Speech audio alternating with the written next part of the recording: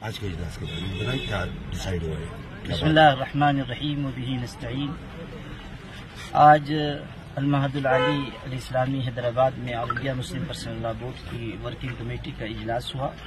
مولانا خالد سیف اللہ رحمانی صاحب نے اس کی صدارت کی اور پورے ملک سے آئے ہوئے مسلم پرسنل لا بورڈ کی ورکنگ کمیٹی کے ممبران اس میں شریک ہوئے۔ اس میں مسلم پرسنل لا بورڈ کی مختلف کمیٹیوں کی کارکردگی کا جائزہ بھی لیا گیا اور ملک و ملت کے مسائل پر گفتگو بھی ہوئی۔ آخر میں چند تجاویز منظور کی گئی، ان میں سے ایک تجویز عبادت گاہوں سے متعلق ہے، جو مساجد کا معاملہ چل رہا ہے اور جس طرح مختلف مساجد کے سلسلے میں طرح طرح کی باتیں سامنے آ رہی ہیں، اس سلسلے میں یہ طے کیا گیا ہے کہ حکومت وقت کو توجہ دلائی جائے کہ مساجد کے سلسلے میں جو صورتحال بن رہی ہے اس پر قابو پایا جائے، عبادت گاہوں کی حرمت، اس کا تقدس باقی رکھا جائے۔ اس سلسلے میں لیگل کمیٹی ہماری آگے کام کر رہی ہے۔ اسی طرح فلسطین کے سلسلے میں ایک تجویز منظور کی گئی، جو کچھ ظلم و ستم فلسطینی مسلمانوں پر کیا جا رہا ہے اور جس طرح ان کو نشانہ بنایا گیا ہے، مسلم پرسنل لا بورڈ کے اس اجلاس کی جانب سے اس کی سخت مذمت کی گئی اور غاصب اسرائیل کی جو کوششیں ہیں اور جس طرح کے مظالم اٹھا رہا ہے، اس سلسلے میں مسلم پرسنل لا بورڈ کا یہ اجلاس حکومت کو بھی یہ توجہ دلاتا ہے کہ گاندھی جی سے لے کر اٹل بہاری واجپئی تک جو پالیسی رہی ہے مظلوم کے ساتھ دینے کی اور ظالم کی مذمت کی، اسی کو اختیار کیا جائے۔ وہاں کے مسلمانوں نے جس ہمت العزمی اور مقامات مقدسہ کی دفاع کے لیے جو کچھ قربانیاں پیش کی ہیں، اس کی تحسین بھی کی گئی۔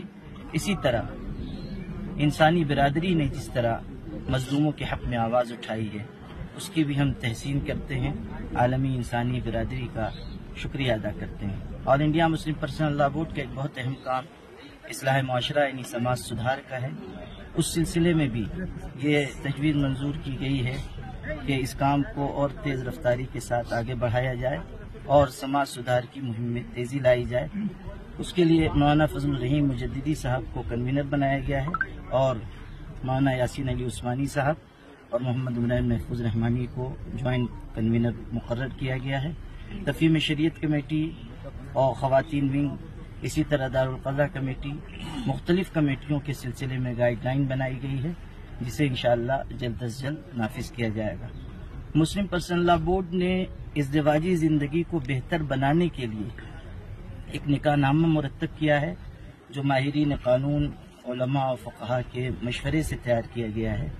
آج کے اس اجلاس میں یہ تجویز منظور کی گئی ہے کہ اس نکاح نامے کو عام کیا جائے اور تمام نکاح پڑھانے والے حضرات، قضات، ان سے درخواست کی جائے کہ وہ مسلم پرسنل لا بورڈ کے اس نکاح نامے کو عام کریں اور اسی کے ذریعے نکاح پڑھایا کریں۔ مسلم پرسنل لا بورڈ اسے بڑی تعداد میں شائع کر کے لوگوں تک پہنچائے گا۔ مسلمانوں سے بھی گزارش ہے، ائمہ، علماء، نکاح خواہ، قاضی حضرات سے بھی گزارش ہے کہ وہ اس سلسلے میں پوری توجہ دیں۔ اس کے علاوہ مسلم پرسنل لا بورڈ نے عبادت گاہوں کے مسائل پر بھی غور و فکر کیا ہے اور لیگل کمیٹی کو اس کے سلسلے میں ہدایات دی گئی۔ اوقاف کے سلسلے میں بھی غور و خوض کیا گیا۔ وقف کے سلسلے میں کمیٹی بنی ہوئی ہے اور اوقاف کے سلسلے میں مسلم پرسنل لا بورڈ پوری طرح فکر مند ہے، اس پر بھی انشاءاللہ جلد قانونی کارروائی کی جائے گی۔ جو عبادت گاہوں کے سلسلے میں قانون بنا ہوا ہے، اس پر بھی غور و خوض کیا گیا ہے اور انشاءاللہ اس سلسلے میں بھی لیگل ٹیم ہماری کچھ کام آگے بڑھائے گی۔